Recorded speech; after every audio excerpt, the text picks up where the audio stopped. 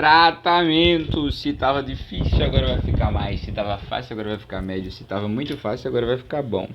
Beleza? Tratamento é o que? É um negócio muito interessante, né? Porque tem muita coisa, tem muitos elementos. E aqui eu já aviso pra você, senhor. Eu vou estar estudando, eu não tô aqui só pra explicar. Se eu tivesse tempo, meu amigo, isso aqui seria uma aula. Estaria tentando dar uma aula aqui com todos os detalhes, todas as fontes possíveis e inimagináveis. Mas como eu tô sem tempo, aqui vai ser um estudo, entendeu? Aqui é o estudo de guerrilha. Certeza da cozinha de verdade. Vamos lá. Quem entendeu, entendeu. Então, o nosso queridíssimo objetivo do tratamento para hipertensão arterial sistêmica é evitar as morbidades que estão relacionadas com esse negócio. Ou seja, eu não quero lascar o órgão-alvo. Quanto mais eu diminuo os milímetros de mercúrio da nossa queridíssima hipertensão arterial sistêmica, mais eu protejo meus órgãos. Meu objetivo é proteger os órgãos, certo? Mas além disso, eu não tenho que pensar só em resolver a pressão. Se eu resolver só a pressão, bom, mas não resolve os problemas metabólicos e os problemas tróficos relacionados justamente àquela tríade que causa a nossa queridíssima, que está relacionada à nossa queridíssima hipertensão arterial sistêmica. Beleza? Que eu acabei de citar. Então, o que é que eu tenho que levar em conta também? Eu tenho que levar em conta os fatores de risco adicionais, as lesões de órgão-alvo e as doenças cardiovasculares identificadas. Né? Doença cardiovascular e renal estabelecida. Então, todos esses elementos vão ser levados em conta no tratamento. E a gente vai gerar 3 algoritmozinhos por conta disso. Beleza? 4, se você forçar um pouco. Mas são 3 algoritmos relacionados a ele e vão utilizar esse negócio aí. Vão utilizar esse negócio com grande persistência. Então, quais são os fatores de risco que estão relacionados, né?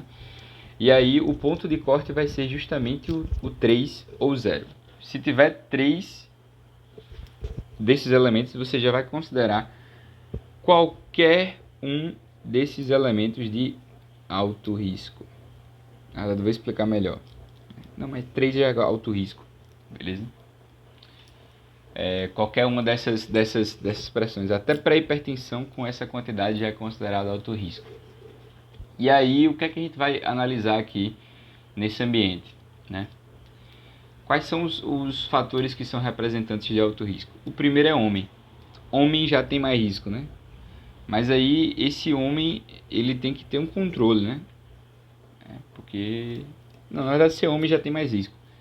Idade também é um fator importante, né? Então, para os homens é 55 anos, para mulheres 65 anos. Beleza? Doença vascular ou renal relacionada a um parente de primeiro grau, certo?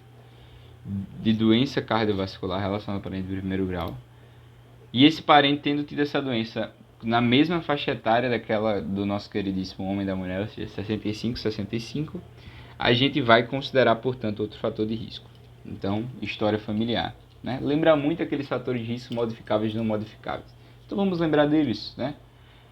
Então, o gênero aqui a gente não vai usar, a genética a gente não vai usar. Mas outra coisa que a gente vai usar que está no fatores modificáveis é a dislipidemia.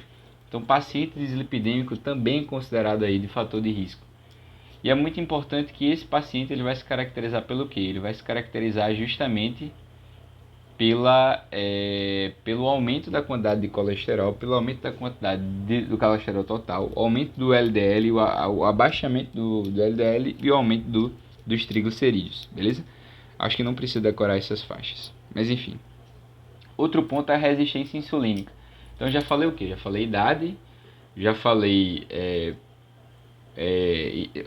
sexo, já falei o histórico prévio. No total são 7. Dislipidemia, eu acabei de falar, e agora resistência insulínica. O que é resistência insulínica? Então, uma glicemia de jejum alterada, uma hemoglobina glicada alterada, um TOT-TG alterado depois de 2 horas, beleza? Teste oral de tolerância à glicose, o TOT-TG alterado, hemoglobina glicada alterada e glicemia alterada, que são justamente os exames que eu pedi lá no nosso queridíssimo exame, lá. Lembra daquele exame? Então é importante.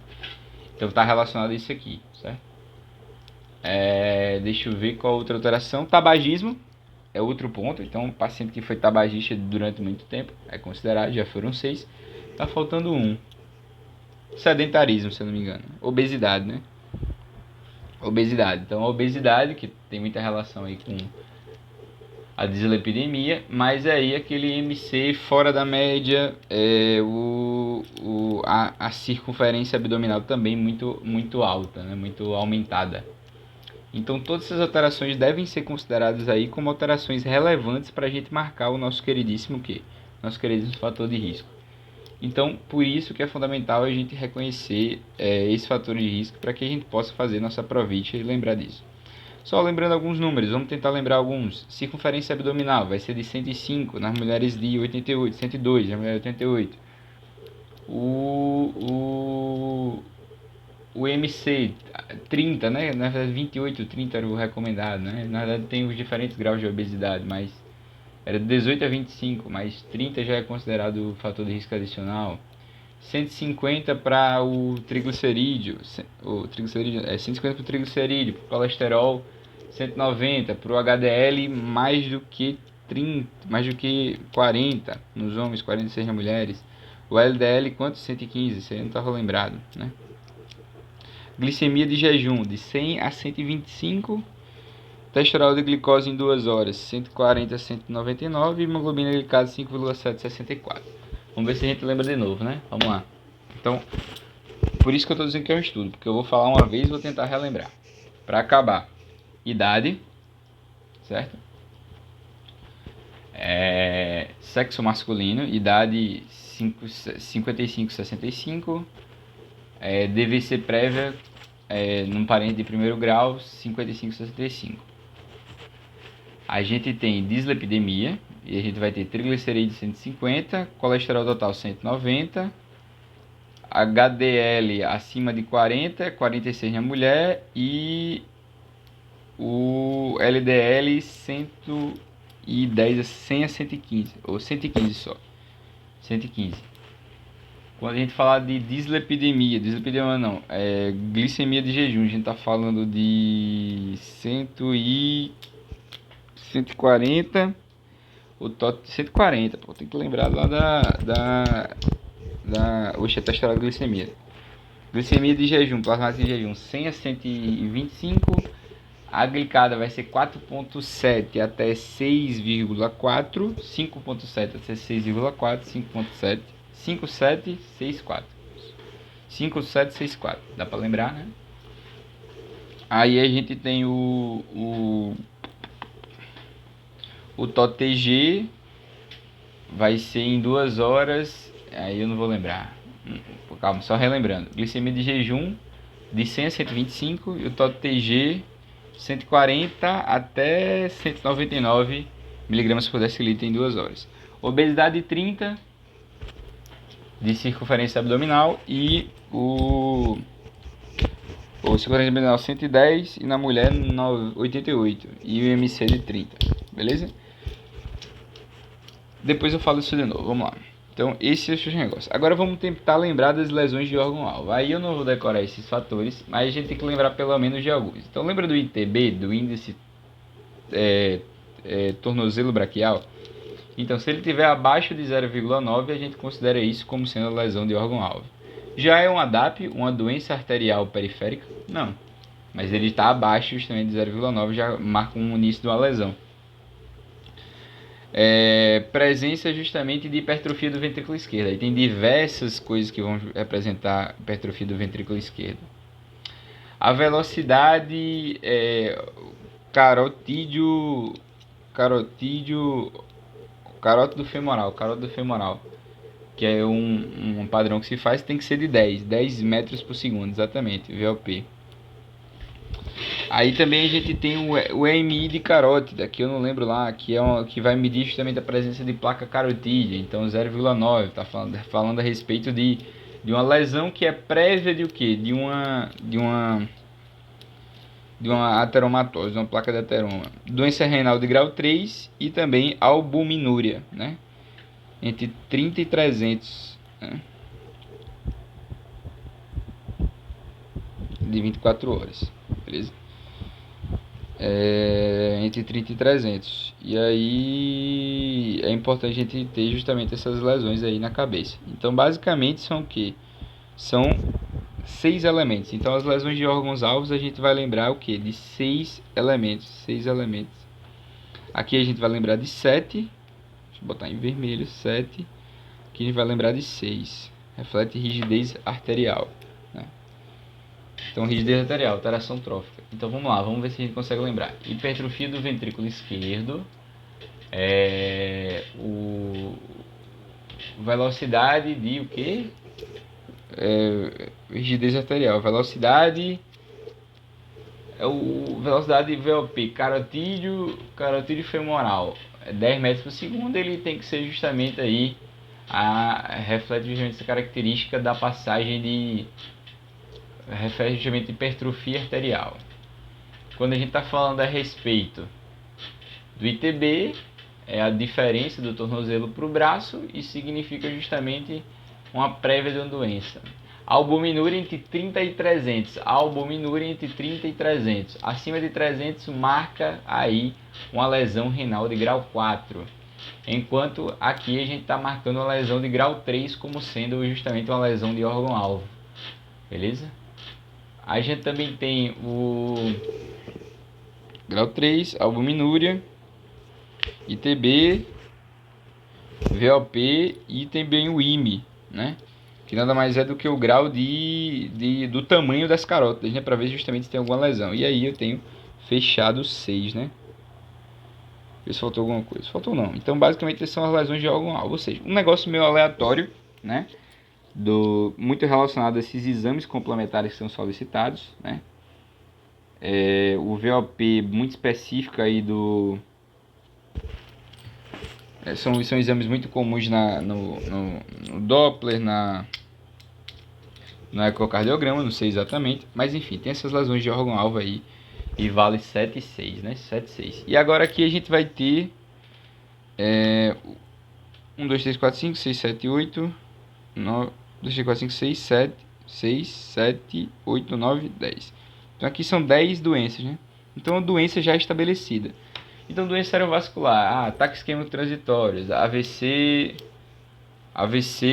isquêmico, AVE isquêmico, hemorragia cerebral, ou seja, um AVE, AVCI, AVC hemorrágico, AVC isquêmico, ataque isquêmico transitório, todas essas doenças cerebrovasculares já contam como sendo uma doença estabelecida. E a M prévio, insuficiência cardíaca, hipertrofia não é insuficiência cardíaca, mas tem hipertrofia. Agora a insuficiência cardíaca é estabelecida, doença arterial periférica, deixa eu ver, blá blá blá blá. Tudo isso é considerado, qualquer doença desse tipo é considerada angina instável, né? Tudo isso é presença de uma cirurgia prévia, como por exemplo uma angioplastia, revascularização do miocárdio, beleza? Doença renal crônica, a gente falou da doença renal grau 4 ou albuminúria acima de 300, lembra que lá entre 30 e 300 aqui é de 300. E aí uma retinopatia avançada também, derivada justamente da hipertrofia lá a nível do fundo de olho. Então, só relembrando tudo, vamos ver todos esses fatores de riscos adicionais, vamos ver todas essas doenças estabelecidas e justamente as lesões de órgão-alvo. Para que serve isso? A gente vai ver, né? Serve justamente para a gente fazer medida do risco, né? Medida seriada do risco. Então vamos lá para essas partes, novamente com esse esforço mental para a gente conseguir passar dessa parte. Vamos lá. Então, 7, 6 e 10. Então são 7 fatores adicionais. Vamos lá. Estou olhando para baixo para tentar lembrar. Fatores adicionais, vamos lá. Sexo masculino, idade 65 e 55, evento prévio de doença no parente de segundo grau 55 e 65. Dislipidemia 150 para o triglicerídeo, 190 para o colesterol total, 115 para o HDL, 40 e 46 homem e mulher do HDL. Resistência insulínica, glicemia de jejum, a gente vai lá pro 100, 125 140 por 199 da TOTG em 2 horas e 5,7% para 6,4% na nossa queridíssima hemoglobina glicada. Depois a gente vai ver se é tabagista e depois a gente vai ver se tem obesidade. IMC de 30, diferença nominal de 102,88. Acho que eu falei tudo. Blá blá blá blá blá blá. Epidemia, insulina, obesidade e tabagismo. Falei tudo. Aí depois a gente vai para o outro fator. Qual é o outro fator? As lesões de órgão-alvo. Então, lesões de órgão-alvo, a gente vai lá para hipertrofia do ventrículo esquerdo. Hipertrofia do ventrículo esquerdo, a gente vai lá para o VOP, que vai medir justamente o que? Vai medir a velocidade de saída do pulso quando a gente passa no carótido e lá no femoral. E aí esse VOP ele tem que ser de 10 metros por segundo. O ITB, que é o índice tracobraquial, abaixo de 0,9, é outra medida. O VME, que mede justamente aí o nível de espessura da nossa queridíssima carótida. Eu não lembro quanto ele tem que dar, mas ele mede isso, né? Já falei 4, hipertrofia já falei também. Lesão vascular e microalbuminúria. Lesão vascular não, lesão renal de grau 3 e microalbuminúria entre 30 e 300, ou microalbuminúria creatinina entre 30 e 300 por grama. 30 e 300. Vê se não é isso. Caramba, foram muitas informações agora. EMI de carótida, não VME. EMI de carótida, 0,9 milímetros. Se quiser decorar esses aqui, fica à vontade, ó. Que é de hipertrofia do ventrículo esquerdo. Só vou decorar a hipertrofia do ventrículo esquerdo. Para finalizar, a gente tem justamente as doenças relacionadas ao cérebro vascular. A gente tem o AVC hemorrágico, AVC isquêmico, ataque isquêmico transitório, EM prévio, angina estável, angioplastia, ou seja, cirurgia de revascularização do miocárdio, DAP, insuficiência cardíaca, microalbuminúria ou lesão, insuficiência renal crônica de grau 3, né? Doença renal crônica estágio 4, no caso. E para finalizar, retinopatia de avançado grau por conta justamente da hipertrofia vascular. Lembramos! Uhul! Vamos! Coisa linda, hein? Coisa linda, coisa linda. Então, feito isso do tratamento, tendo esse raciocínio em mente, todos esses elementos, a gente vai para o primeira forma de tratamento, né? Primeira coisa, que é a avaliação do risco cardiovascular adicional do hipertenso. Então vamos lá, o que é que a gente tem que avaliar? A gente tem que saber qual o risco desse hipertenso. Então a gente foi lá e viu o negócio. Não adianta saber se é hipertenso 1, hipertenso 2, hipertenso 3, hipertenso 4. Isso é muito fácil. Tem que ser complicado. E aí eu vou justamente pegar todos esses elementos que eu vi na minha tabela e vou colocar numa coisa só. E é basicamente isso. Se eu tiver uma lesão estabelecida, alto risco. Se eu tiver lesão de órgão-alvo, algum deles, alto risco. Se eu tiver algum risco adicional, aí varia. Não, e outra coisa, se eu já tiver diabetes, já boto de alto risco. Se eu não tiver diabetes, aí eu vejo se tem alguma espécie de alguma doença já estabelecida. Se tiver, alto risco. Se não tiver, aí eu vejo se tem alguma lesão de órgão-alvo. Se tiver, alto risco. Se não tiver, aí eu vejo justamente fatores de risco adicionais. Se tiver 3, já eu considero de alto risco, a partir da pré-hipertensão. Se tiver de 1 a 2, aí vai ser justamente na sequência. Eu vou ver pré-hipertenso, hipertenso 1 e hipertenso 2. Lembra que o hipertenso 3 já é considerado de alto risco. O hipertenso 2 ele é considerado de risco moderado quando ele tem de 1 a 2 sintomas, elementos de fatores de risco adicionais. O de baixo, a hipertensão de estágio 1, ele é considerado de risco baixo quando ele tem, o estágio 2, quando ele tem de 2 a 3, é considerado alto risco. Quando ele tem de 1 a 2, ele é considerado de risco moderado. Quando é estágio 1 e tem risco... quando é de estágio 1 e tem de 1 a 2, ele é considerado risco baixo.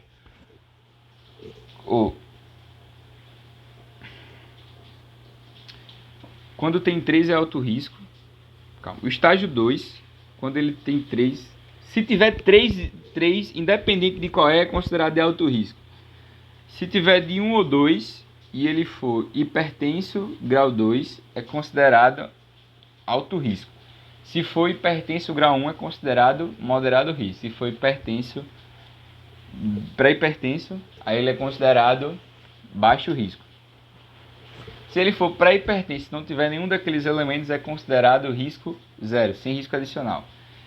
Se ele for hipertenso grau 1 e não tiver nenhum daqueles riscos adicionais, é considerado de baixo risco, e se for de grau 2 é considerado de risco moderado.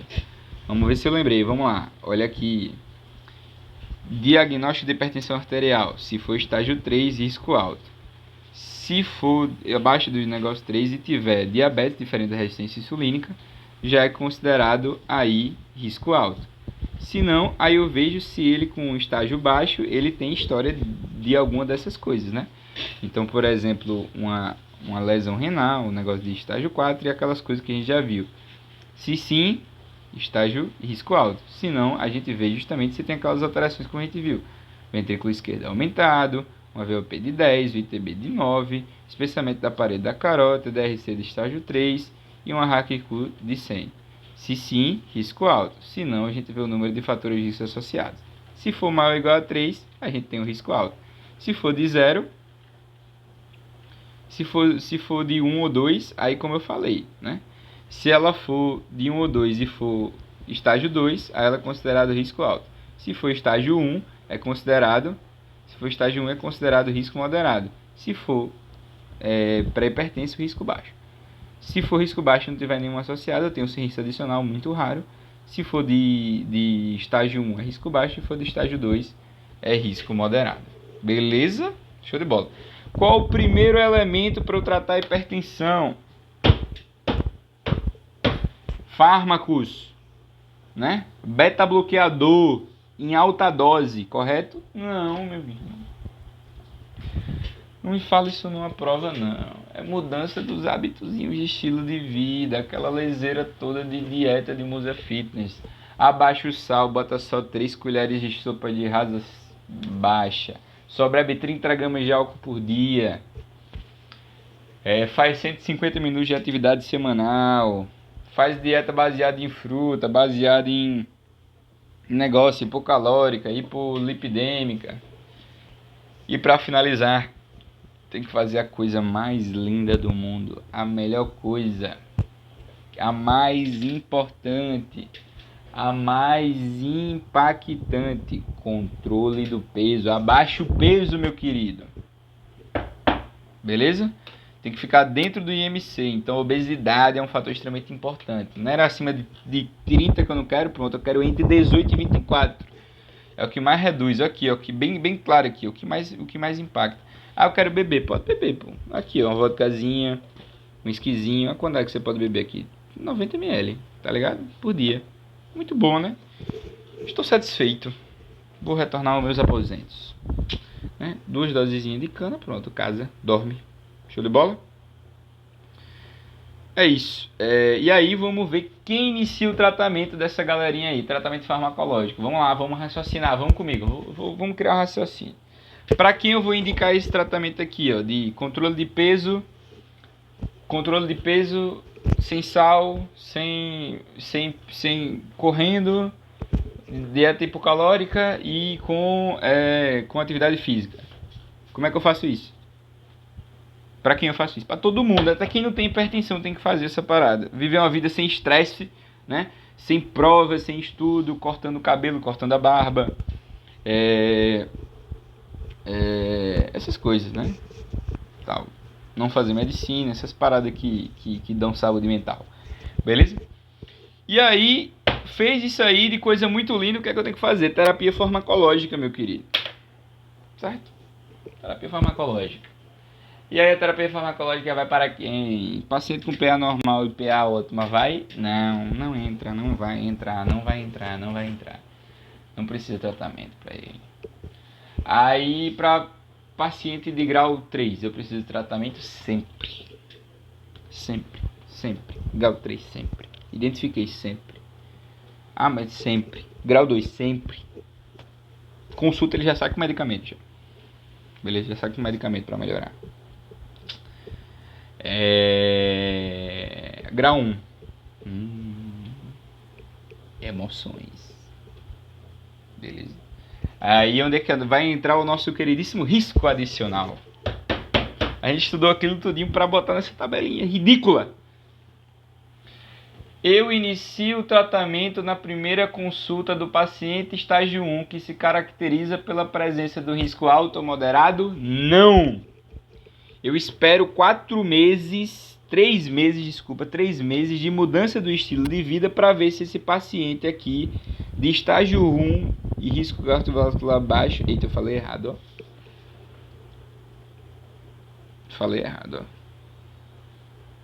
Vamos mudar. Vamos mudar o que eu falei. Desculpa.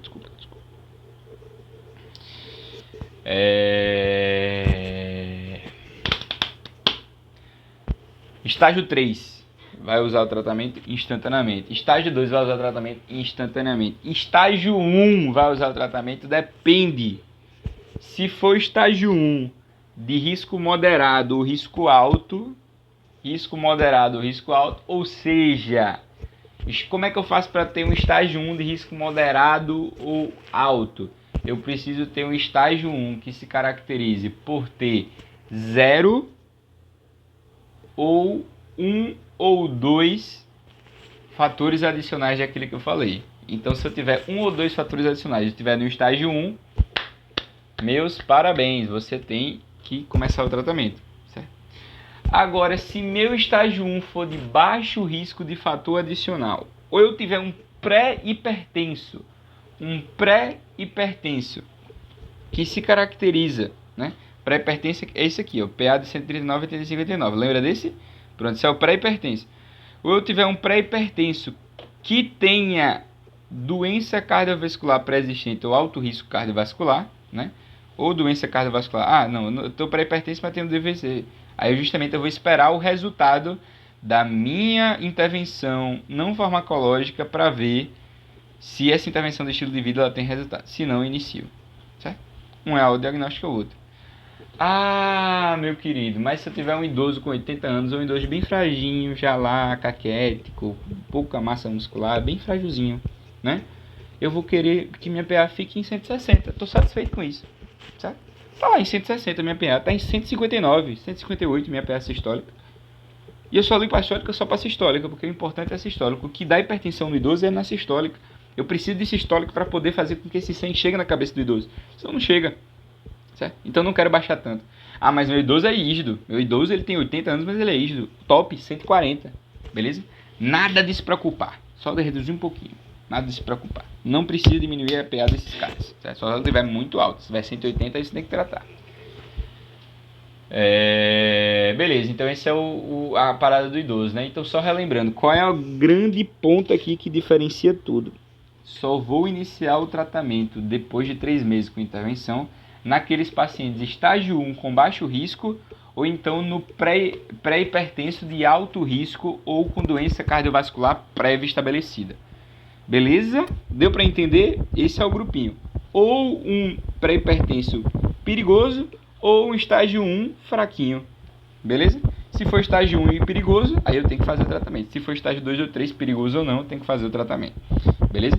Então, ou pré-hipertenso perigoso, ou então o outro não perigoso, né? Ou para não conduzir fraquinho com idoso, né? Ou idoso fraquinho 160 e o idoso rígido 140.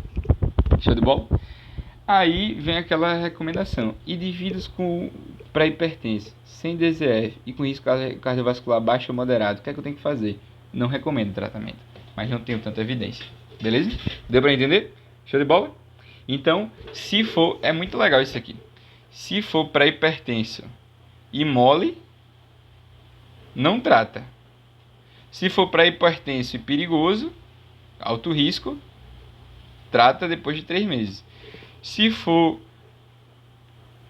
estágio 1 e mole, trata depois de 3 meses. Se for estágio 1 e perigoso, ou seja, de alto risco com doença cardiovascular, trata. Certo? Que lindo, né? Entendemos tudo, estudamos isso tudo para isso aí. A questão do tratamento vai ser um trabalho mental cansativo, né? E aí, coisas importantes para que o meu paciente ele consiga utilizar esse nosso queridíssimo antihipertensivo. Esse antihipertensivo ele tem que ser geralmente de uma dose, tem que usar uma mini dose por dia, tem que ser a mínima dose possível, geralmente em conjunto, tem que ter adesão do paciente, se não tiver adesão do paciente não vai dar certo, beleza? E esse antihipertensivo ele não pode ser um antihipertensivo de graça, qualquer um. Ele tem que ser aquele que vá de acordo com as necessidades metabólicas e alterações tróficas do paciente, beleza? E, obviamente, de acordo com a minha estratificação de risco cardiovascular, certo? Então, se eu tenho um bicho de alto risco, se eu tenho doenças cardiovasculares prévias, eu tenho que pensar nisso aí, beleza? E tem alguns padrões de ouro que eu vou dar as dicas agora bem legais. Então, essas são as características. Não precisa decorar, mas ó, menor número de tomadas por dia, menores doses efetivas, um período mínimo de 4 semanas. Isso aqui é muito importante. Isso aqui cai em prova. Aqui cai em prova. Doutor, minha pressão tá em 188 mil, meu irmão. 188 mil. E o senhor só me passou uma furosemida. Tá ligado? O que é que o senhor vai fazer? Meu querido, eu lhe passei a furosemida faz uma semana. Espera um pouquinho, pô. Vamos ver se faz efeito, depois eu mudo, meu querido. Vamos com calma. Mas doutor, você errou. Porque na recomendação brasileira de cardiologia era para começar já com a dose múltipla. Eita. É mesmo, ó. Porque eu tenho alto risco. Eu tô com 180, esse estágio 3, eu tenho que começar já com 2. Não é com 1, não. Pois é, esse bicho ele leu essa tabelinha aqui, ó. Ele leu essa tabelinha aqui, ó. Essa tabelinha aqui, ó, tá vendo, ó? Ó o perigoso ele aqui, ó, o pré-hipertenso perigoso. E olha ele aqui, ó, o molinho, o estágio 1 molinho, tá vendo? Só que muda aqui, aqui pega o moderado, aqui pega o baixo risco. Nessa aqui de iniciar o tratamento ou não, ele não pega o moderado, ó. Olha que legal, olha que bug.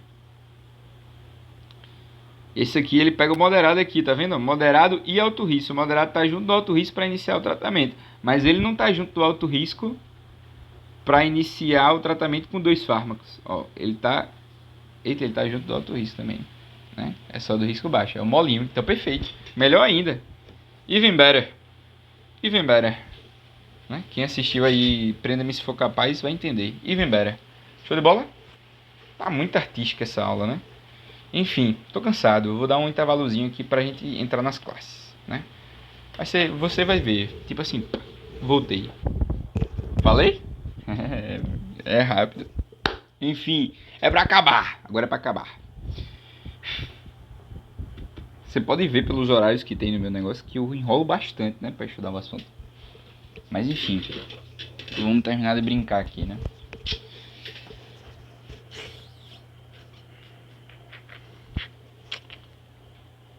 Fármacos. Quais são os fármacos que eu tenho disponível? Então vem comigo. Se eu quero que o meu queridíssimo vaso tenha menos pressão, o que é que eu preciso fazer? Eu preciso diminuir a quantidade de líquido que tem no vaso, né? Concorda? Me diz uma coisa que faz o líquido sair. Um diurético. Parabéns, parabéns. Me dê um exemplo de um diurético. Furosemida. Furosemida é diurético de alça. Certo? Um diurético de alta.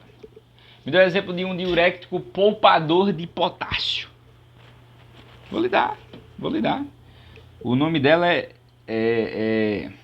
como é o nome dele? Hidroclorotiazida. Errei. Espirolactona. Espirolactona, que é espironolactona. Mas aí a gente só fala de espirolactona. Espirolactona é um exemplo, por exemplo, de um poupador de sódio. Poupador de potássio. Aí você pergunta, oxi, e aquele tiazídico? Tem tiazídico também, dá exemplo de um tiazídico. Furosemida, hidrocortisona, hidroclorotiazida, beleza? A indapamida também. A indapamida ela tem uma vantagem do tiazídico, que ela tem um poder diferentinho, né? Deixa eu ver qual é o poder dela, que eu me esqueci. Sim, ela não interfere na parte metabólica do paciente, enquanto os tiazídicos geralmente eles vão realmente provocar essa lesão, né? E aí é uma característica importante. Então, como é que os nossos queridíssimos amigos diuréticos eles vão agir no sentido de proteger o paciente da hipertensão arterial? Então, o que você pode focar é justamente só decorar a classe, né? Você pode aprender que a furosemida é um exemplo, espirolactona, só para não passar vergonha, né? Porque chega lá, não, usei espirolactona, você fala, caramba, o que é isso, hein? Porque é muito famoso, vai tem que saber. O mais famoso tem que saber, tá ligado? É tipo, só pra não passar vergonha mesmo. Tipo, tem que saber pelo menos os principais, tá ligado? Não precisa saber muito não. Um de cada, pô. Furosemida, de alça. O espirolactona, o poupador de potássio e hidroclorotiazida, pô. Eu aprendi indapamida, só pra você mostrar indapamida. Isso aí é indapamida também. Espirolactona é o único que não termina em ono, tudo é ida, tudo é amido. Os outros são todos amidas, beleza? Aí pronto, deu pra entender essa parte aí, né? E eles vão agir o quê? De começo eles vão diminuir a volemia, né? Instantaneamente, diminuir a volemia. E aí, quando eles estão terminando esse processo de fazer diminuir a volemia, depois de 4 a 6 meses eles vão acabar diminuindo um edema próximo do arteriolar, né? Que geralmente por conta dessa lesão, muitas dessas artérias, dessas arteríolas nesse ambiente aí, eles vão acabar fazendo o que? Eles vão acabar gerando um edema perto da arteríola e isso aumenta a pressão, certo? Prejudicando o órgão-alvo em grande parte. Então, sua função aí como ser humano decente, né, é notar que isso aí é um problema, né? E aí você vai dar um nosso queridíssimo diurético e vai reconhecer que o problema foi resolvido, beleza? O que é que você tem que priorizar? Que geralmente esse diurético ele tem uma função de 24 horas. Me dê um exemplo de um diurético que tem função de 24 horas. Olha ele aqui, ó. Olha aqui, ó. Que azídico, pô. Então você vai lá e dá uma hidroclorotiazida para ele, né? Uma clortalidona.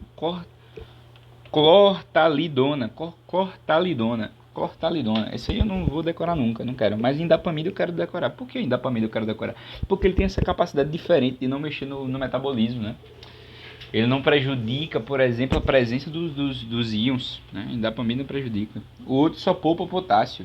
Esses demais não poupam o potássio. Eles liberam tudo, né? Faz mijar tudo. Isso é interessante, né? Isso é interessante. Um poupa o potássio, outro não poupa. Mas é bom.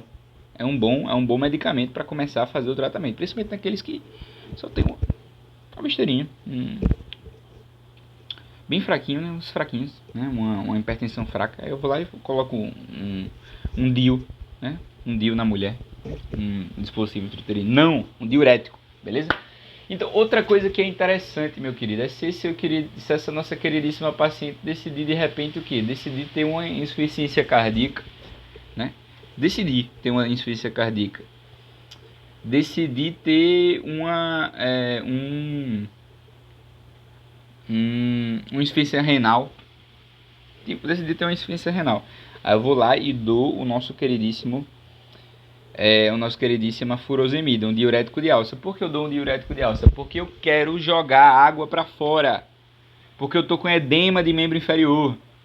Então, uma das inteligências que a gente pode fazer durante o nosso queridíssimo tratamento da hipertensão é tratar outras doenças. E se eu tiver comigo uma insuficiência cardíaca que está gerando edema, eu posso utilizar um DIU de começo para poder pensar nesse sentido. Então tá lá, top. Pô, coloquei um DIU, beleza? Então a gente viu a nossa primeira classe. Todas as características dela. Show de bola. Qual é a nossa próxima classe? Então vamos tentar pensar, né? Então eu já fui lá, joguei o líquido para fora. Agora eu não posso mais só jogar líquido para fora. Agora eu tenho que pensar em outra saída. Tem que pensar em outra saída. E aí você lembra. Você lembra daquela nossa queridíssima molécula angiotensina 2. Lembra dela? Ela faz tudo, meu irmão. Se você inibe a angiotensina 2, você trata tudo. Mas aí eu acho que eu não quero adiantar agora, porque eu tenho que falar de outros medicamentos. Eu lembrei agora que eu tenho que falar de outros medicamentos antes disso. E esses medicamentos eles recebem o nome de bloqueadores de cálcio. Bloqueador do canal de cálcio. Me dê um exemplo de um bloqueador de um canal de sódio. Né? E o que ele faz? Um exemplo de um bloqueador de canal de sódio que mata a galera, se você botar em tudo, dá botulismo, né? É o Botox. Lembra do Botox? Pronto. Ele faz isso. Agora eu estou bloqueando o canal de cálcio. Eu estou impedindo a contração celular. Me dê um exemplo de de um medicamento que é um bloqueador de cálcio. A gente pode citar, por exemplo, a nifedipina. Nifedipina é um grande exemplo, né? É um exemplo de são as inas, né? Cadê aqui? Ó, a ina. Alodipina, anlodipino, lodipina, o lacidipino. E aí tem dois tipos, na verdade. Olha que interessante. Tem os dihidrospirinídicos e os não dihidropirinídicos. Uma característica legal dos dihidropirinídicos é que ele tem esse efeito aqui, ó, o efeito inotrópico negativo, beleza? Então, esses aqui, eles vão ter um efeito, por não ter o dihidropiridínico, eles não vão ter um efeito inotrópico negativo. Logo, esses aqui, como por exemplo, a nossa queridíssima verapamil, ele não é recomendado no caso de presença de insuficiência cardíaca, porque ele faz com que justamente haja uma diminuição do débito cardíaco. Então, o verapamil diminui o débito cardíaco, beleza? Show de bola? Mas basicamente o canal de cálcio ele vai agir dessa seguinte forma. Nós temos uma redução considerável da nossa queridíssima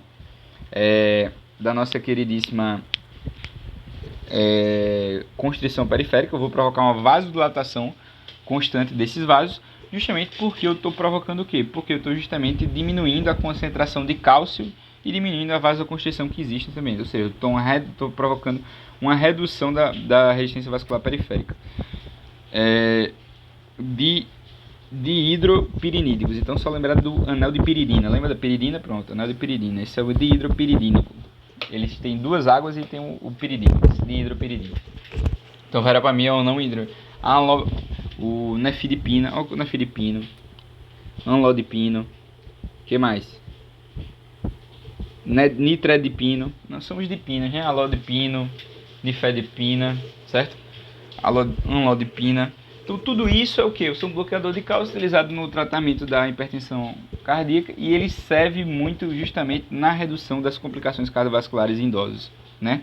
Então, olha que interessante.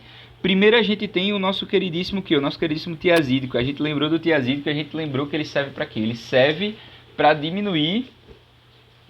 Ele tem uma função que é justamente a HS, mas ele serve também para diminuir o edema.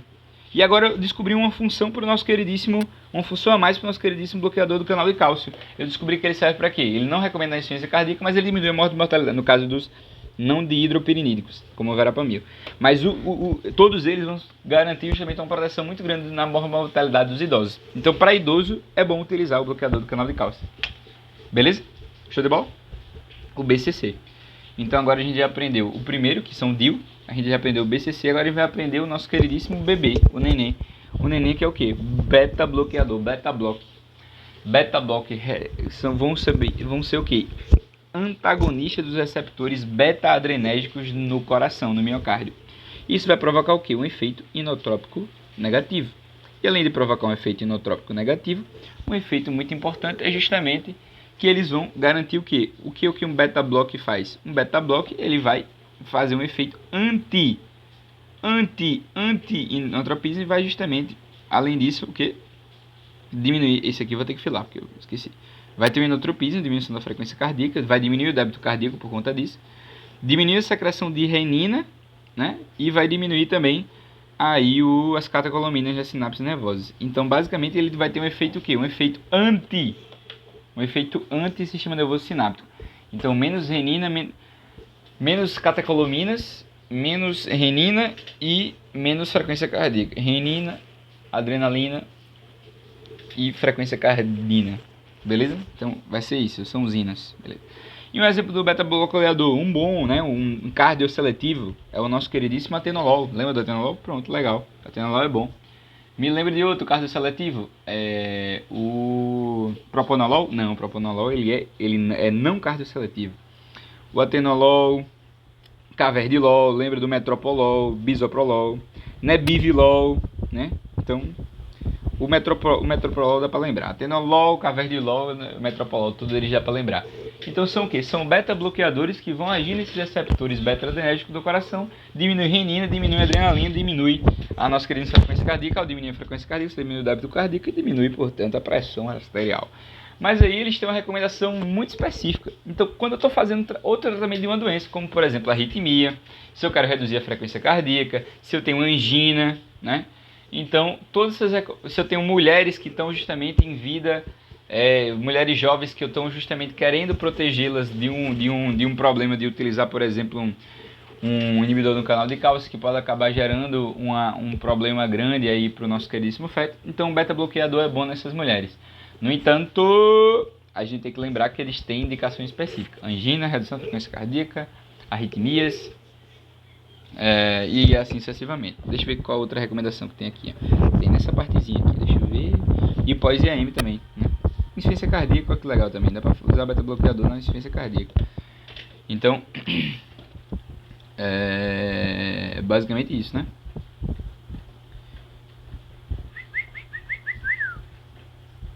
Então, diminuição inicial, produção da renina, show. Então, propanolol, atenolol, metoprolol, bisoprolol, tudo isso. E a gente já entrou na nossa segunda seara, né? Então, o que é que a gente aprendeu? O BCC, a gente viu que é bom para quê? O bloqueador do canal de cálcio é bom para o velhinho. Esse aqui é bom para quem tem problema cardíaco, como aumento da frequência cardíaca, insuficiência cardíaca, pós-angina, pós-IAM, mulheres que estão em idade fértil, né? E que querem ter filhos. E aí, para finalizar, a nossa queridíssima o quê? Nossa queridíssima... os diuréticos, que vão servir justamente para redução de edema, de insuficiência cardíaca e doenças renais.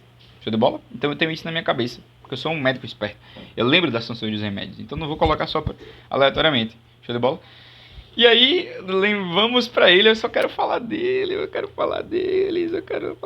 que é a angiotensina. Então, inibidores da enzima conversora da angiotensina, inibidor do receptor AT1 da nossa queridíssima angiotensina. Lembra deles? Então é aí onde vão agir esses nossos queridos medicamentos.